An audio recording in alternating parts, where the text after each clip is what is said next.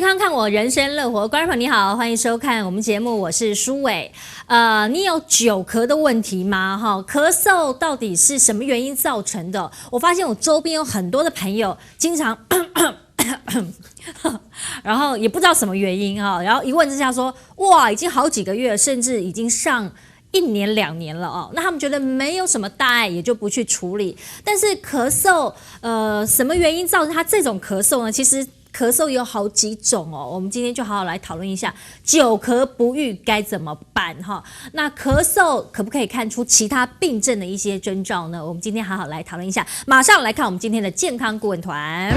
谢富宇，大人耳鼻喉科诊所院长，专长鼻过敏、呼吸道疾病；叶资成，国泰医院家医科医师，专长咳嗽美容医学；罗明宇，中医师，专长体质调理咳嗽。好，首先请教一下我们的这个院长哈，我刚刚讲说这个咳嗽哈，久咳不愈是很多人的问题，是。那他觉得说对身体没有、对生活没有什么太大影响，只不过是有点。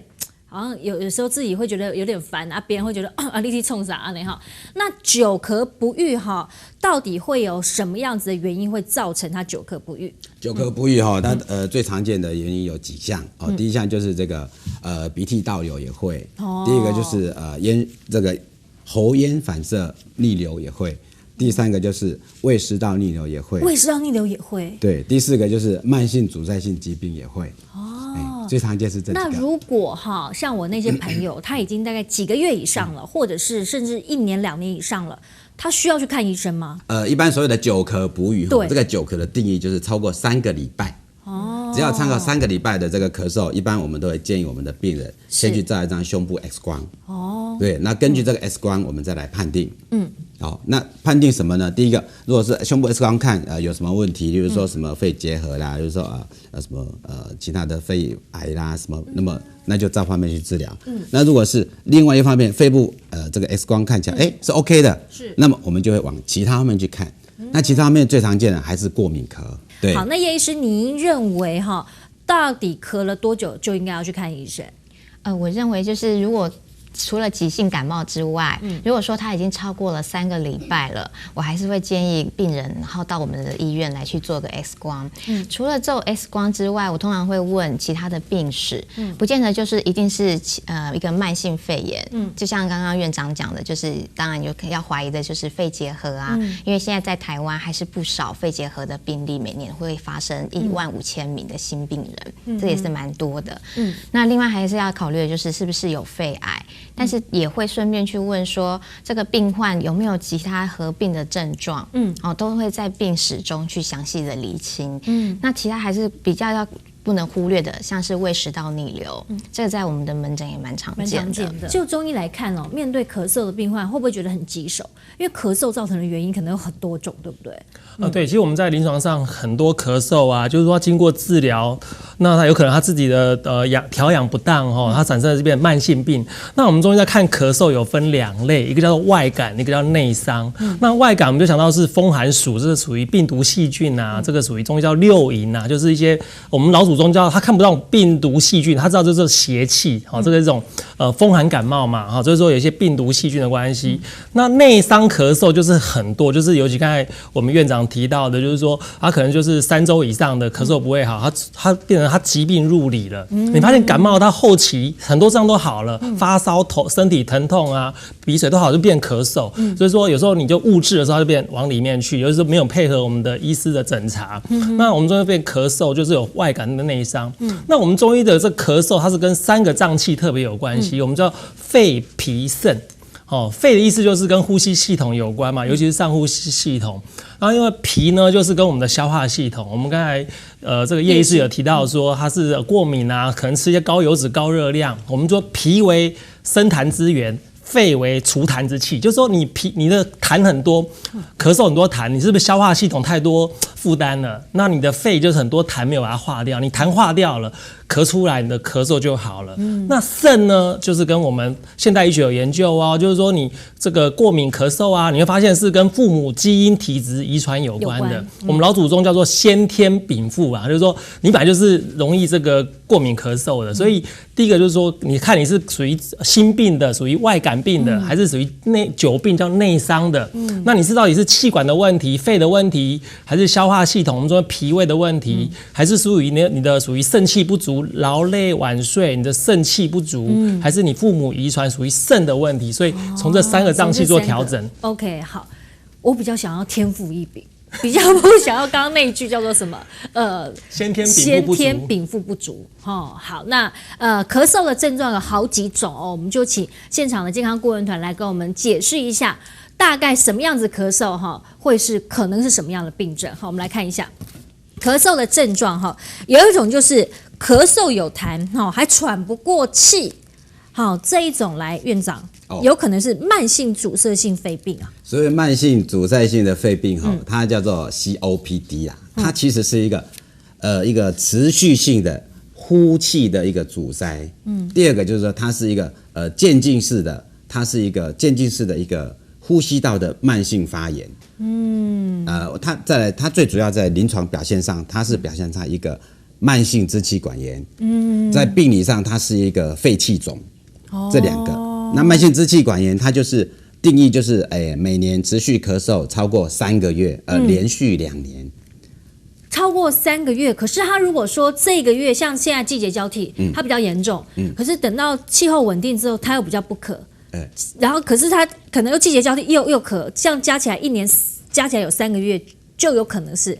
不是，还是说他连续哦，他要连续持续咳嗽超过3个月，连续2年，对，这叫做慢性气管炎的定义了。第二个就是肺气肿，肺气肿就是说它的这个肺的一个实质的一个破坏，所以它产生的它的这个弹性的这个收缩功能变差了，所以它变成气呼不出来了，所以它变成一个呼吸道的一个阻塞。它这个咳嗽有痰，它的痰会是比较粘稠的，还是比较轻的那种白色的？一般这个是比较粘稠的。是，好，那叶医师请教一下，慢性阻塞性肺病啊，有没有好发在什么样年纪、什么样族群？一般都是大概有90%以上是因为抽烟。老烟枪，那大概就是以男性，当然就是女性抽烟的人比较少。对，那再来就是50-60岁以上，就是年纪比较大了。那当然看到很多老伯伯啊，在公共场所他会这样，那个有可能是吗？对，当然还要就是像我们要讲说，他要常常会经常性咳嗽有浓痰。如果只是因为咳嗽，只是为了清痰，那不见得那还是要有合并这个症状。对，那他会渐渐的会随着我们会有分级就是看他的呼吸会越来越困难，然后换气不足，影响到日常生活表现，这就会影响到心肺衰竭。那他如果换气不足的话，要怎么样做一个治疗？当然，就是我们可能就是要看它是第几级，我们会用换气、呼气测试，然后去分1到4级的话，可能甚至躺着都没有办法，已经有生命危险的情况了。哇，对，那可能就是说第3级，甚至说他出外都要带氧气筒。那如果是在家里面，就是睡觉的时候需要用一个正压呼吸器来去支持他的氧气。好，那罗医师在中医这个慢性的这个阻塞性肺病有办法治疗吗？对，这个慢性阻塞性肺病，我们之前孙大哥啊，就一直很强调，就是说这个抽烟要预防，因为尤其在秋冬的，我们中医说秋燥犯肺，所以古人观察就是说，还是回到这个跟脾跟肺的问题，脾肺气虚，其实也很呼应刚才我们谢院长提到，就是说我们中医观察这个慢性阻塞性肺病COPD， 它观察的是痰瘀，就是有痰，就是一些病理产物，因为你人体要保护自己，它腺体一直分泌那瘀就是什么？就是淤血，因为我发现那个慢性阻塞性肺病啊，它去做病理切片，发现它的这个毛细血管啊，它的通透性，它的血管有点硬化，它的这个氧气跟二氧化碳的交换不良。那也有发现，它这个疾病到后期，除了你会呼吸困难，会有咳嗽啊，你会发现它到后期，它会影响到心脏功能的。所以我们中医就除了刚才提到说健脾祛湿啊，给它一些化痰饮的中药方之外，会有开一些活血化瘀的。所以它本身这个病跟淤血这2个字是在我们中医是连相关的，并不是只给它一些化痰药。它这个病已经是会影响到心肺功能的。我们说心主血，肺主气，所以它是跟心肺功能是息息相关，所以要把这个病医好的。还有一种的咳嗽是清喉咙啦，睡前啊或起床的时候会比较严重的咳嗽。清喉咙跟咳嗽是两回事嘛我发现大部分人都会清喉咙我也很想清喉咙。清喉咙跟咳嗽应该没有什么关联性清喉咙就是有异物感。对呀，为什么我一直有异物感呢？OK， 这个就跟这个鼻涕倒流就会。第二个就是第一个就是从上面下来的，我都觉得我痰都一直没有好都这样。就觉得好像有痰在里面，所以这个就是考虑到从上面下来的叫做鼻涕倒流，从下面上来的就是胃食道逆流，再往更高一点叫做喉咽逆流。那我们要去找耳鼻喉科医师去判断说我是什么样子的流，是不是什么样子逆流，还是这边胃食道，还是怎么样？这个我们可以从很多方面去比较。